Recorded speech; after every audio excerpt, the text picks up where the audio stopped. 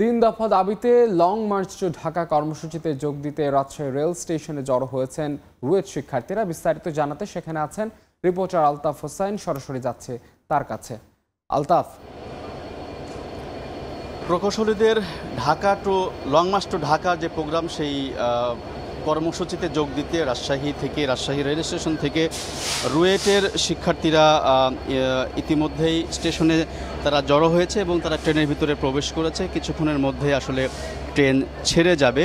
মূলত গতকাল এই কর্মসূচি ঘোষণার পরে রুয়েটের শিক্ষার্থীরা আমাদেরকে জানায় যে তারা আসলে আজ ভোর থেকে তারা রাজশাহী থেকে বিভিন্নভাবে বাস এবং ট্রেন যোগে তারা ঢাকায় যাত্রা করবে। তারই অংশ হিসেবে আজ ভোর 4টার দিকে তারা বাসে করে রুয়েটের অন্তত 3 থেকে 400 শিক্ষার্থী তারা বাসে করে কিন্তু ইতিমধ্যে রওনা করেছে ভোর 4টার দিকে। এবং এই মুহূর্তে আমরা দেখছি যে ঢাকাগামী বনলতা এক্সপ্রেসের মাধ্যমে আরও প্রায় 150 শতাধিক শিক্ষার্থীদের আমরা দেখেছি তারা ট্রেনের ভিতরে প্রবেশ করেছে, তারা সিটে বসেছে এবং তারা বলছেন যে তারা আসলে এই যে লং মার্চ টু ঢাকা সেই কর্মসূচিতে তারা অংশ নেবে।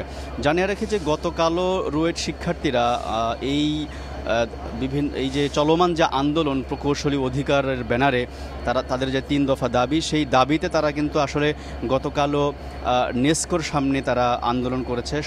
সেখানে তারা ঘেরাও কর্মসূচি পালন করেছে। বিশেষ করে পরশু রংপুরে বুয়েটের একজন প্রকৌশলী যাকে হত্যার হুমকি দিয়েছে বলে অভিযোগ করে সারা দেশে কিন্তু আসলে রংপুর সহ রাজশাহী সহ সারা দেশেই আসলে প্রকৌশলীরা এই কর্মসূচি চালিয়ে যাচ্ছে। এবং বিশেষ করে যেটি হচ্ছে যে তারা বেশ কিছুদিন ধরেই আসলে বেশ কয়েকটি দাবি করে তারা কিন্তু এই আন্দোলন চালাচ্ছে। এরই মধ্যে রংপুরে এই ঘটনার পরে তারা এই কর্মসূচি দিয়েছে Dhaka to long march to Dhaka. এবং এই কর্মসূচিতে তারা আসলে বেশ কিছু দাবি উত্থাপন করছে। তারা বলছে যে ইঞ্জিনিয়ারিং নবম গ্রেড বা সহকারী প্রকৌশলী বা সমমান পদে প্রবেশের জন্য সবাইকে নিয়োগ পরীক্ষা দিয়ে উত্তীর্ণ হতে হবে এবং ন্যূনতম বিএসসি ডিগ্রিধারী হতে হবে। কোটার মাধ্যমে কোনো পদোন্নতি নয়, এমনকি অন্য নামে সমমান পদ তৈরি করেও পদোন্নতি দেওয়া যাবে না। এই সহ আরও বেশ কিছু দাবি নিয়ে তারা কিন্তু কয়েকদিন ধরেই বিভিন্ন কর্মসূচি চালিয়ে যাচ্ছে। তারই অংশ হিসেবে রংপুরের এই প্রকৌশলী জামানকে লাঞ্ছিত এবং হত্যার হুমকির পর রুয়েটের শিক্ষার্থীরা কিন্তু গতকালও কর্মসূচি পালন করেছে এবং আজ তারা লং মার্চ টু ঢাকায় অংশ নিতে ইতিমধ্যে রাজশাহী থেকে ছেড়ে যাচ্ছে। এই ছিল রাজশাহী থেকে আমার কাছে থাকা সবশেষ খবর।